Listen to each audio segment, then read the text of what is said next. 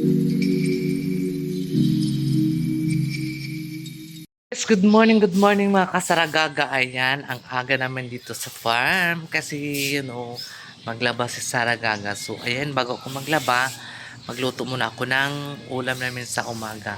Ayan, nagluto ako ng Maggi, bumili ako ng home. Bumili ako ng home ng tatlo, and then, bumili din ako ng tuyo. Pangit man kasi puro Maggi kung walang partner na tuyo. Ayan, guys, tuyo. Ito, ayan. Kung kwarta, 150. Napalit ko umagi para mga tanan. Ana lang na siya. Napalit may para sa amuang tanan. O, di ba?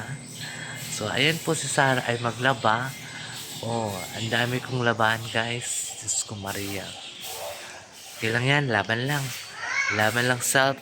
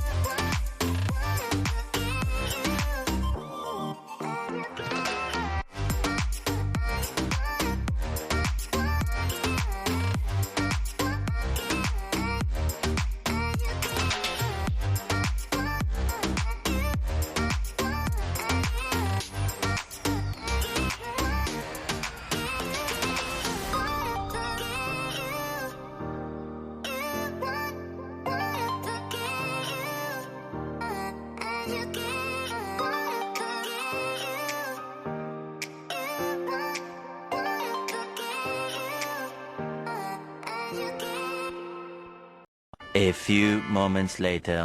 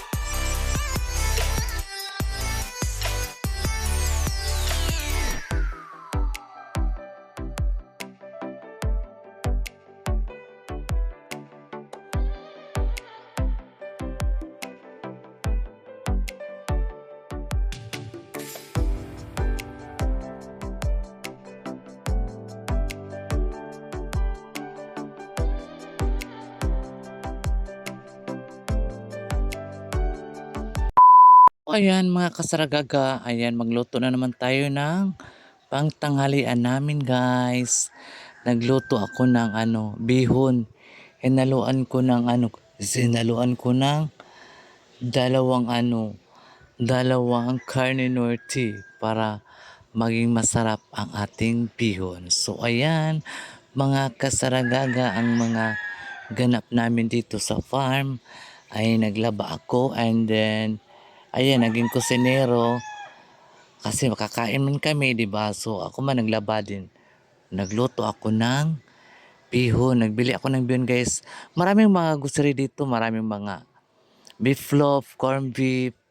Gusto lang namin magbihon. O, 'di ba? Kaya ng umaga nagluto kami ng humi, pangpahaba ng buhay. Ngayong tanghali ay ano na naman, bihon, pangpahaba din ng buhay. So ayan, ganyan lang talaga ang buhay, guys. Ay magluto tayo yan. Corn beef ang nilagay ni Sarah Gaga para masarap ang ating bihon. O, diba? So, ayan.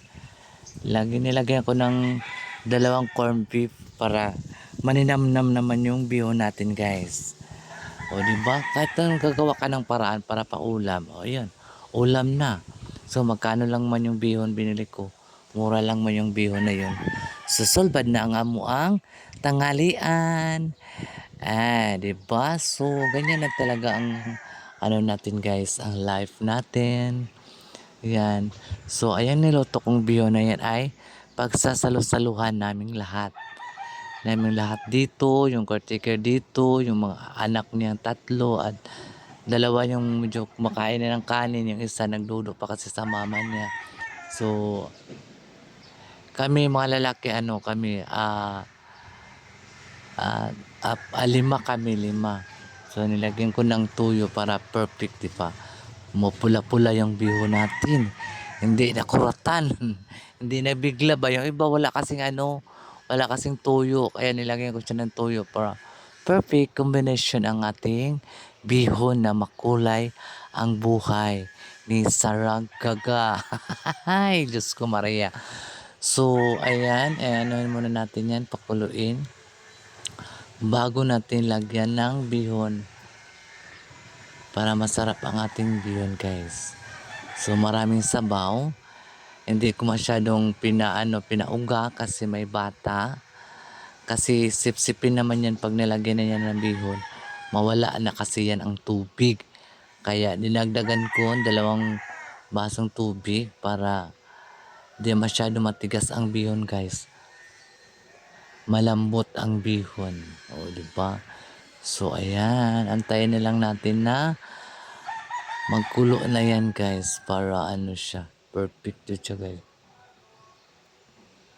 So, ayan. Himahimayin muna natin yung bihon at saka ilagay natin sa steamer para ma-drain yung tubig. Ayan.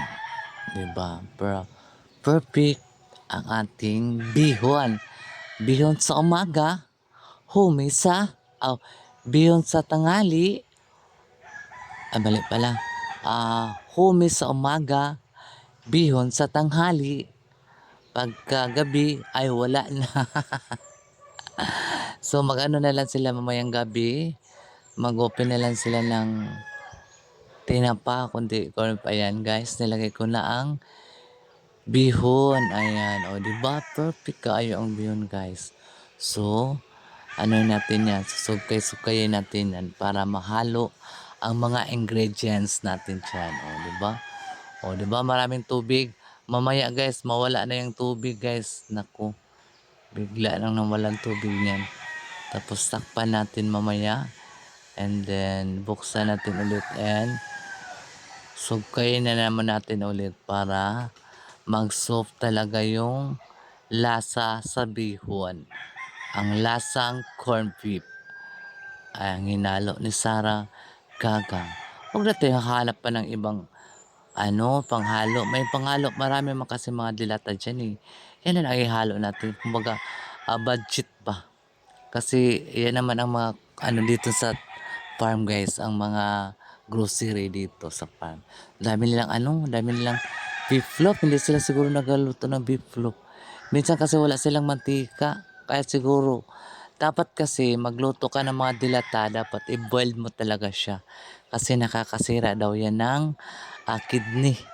Pag hindi mo binaboil, so takpan muna natin guys ang ating niluto para mag ano talaga siya guys, mag soup. O ayan, di ba? Biglang nawala ang tubig. Magic, sarap. O di ba? O. Oh, ganyan lang talaga yan magluto guys. O di ba, pinaghalo-halo ko na yan ang bihon para talagang maano talaga sa bihon yung sarap na para malasahan lang talaga natin yung baka. Baka na lagay lang sa can ba. Ayan, sige, sukay lang natin hanggang maano talaga yung tubig, makunti na lang ang maiwan guys. So, tatakpan na naman natin ulit yan. And then pagkatapos naman niya maluto guys, sus ko, magkainan na ang mga mahirap. A few moments later.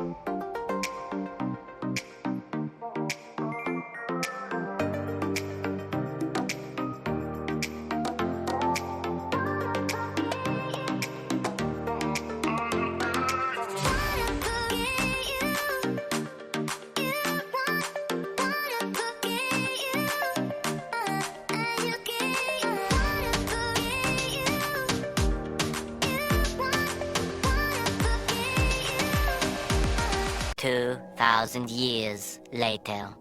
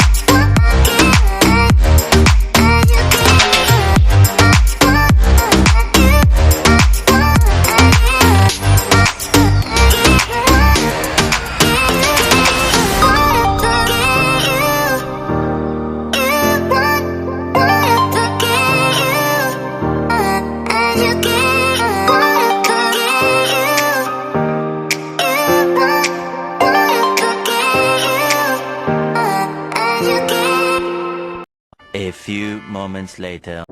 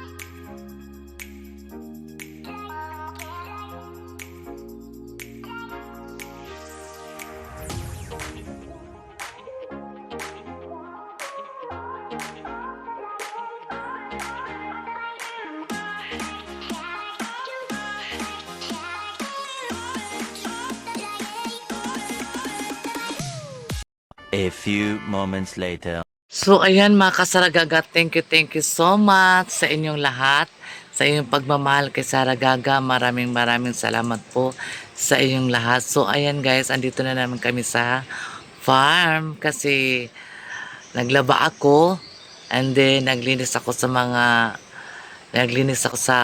kanal. Di pa nga ako tapos doon. So, naglinis ako din sa tub kasi ang tub ay nagdilaw na siya. Kailangan mo talaga tanggalin yung mga ano niya, parang naglumot na kasi siya. So, bago ko siya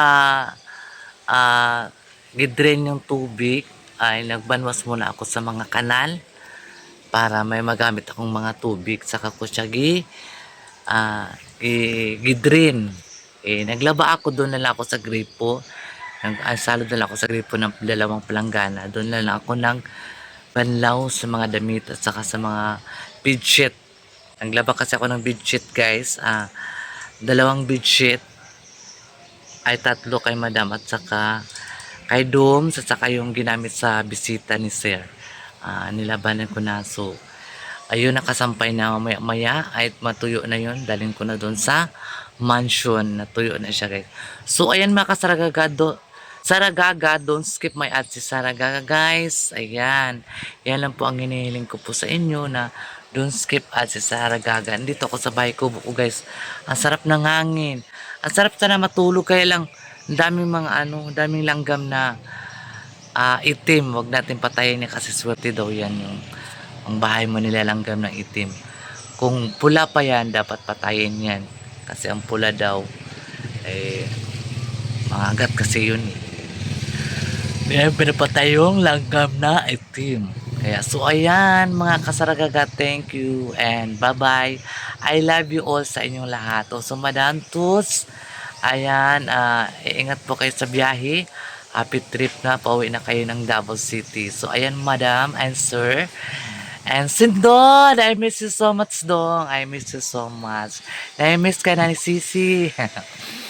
So mama kasi yung apo ni madam kasi yun man ang sinasadya mo na magpunta ng Hong Kong kasama yung mga apo niya. So ayan.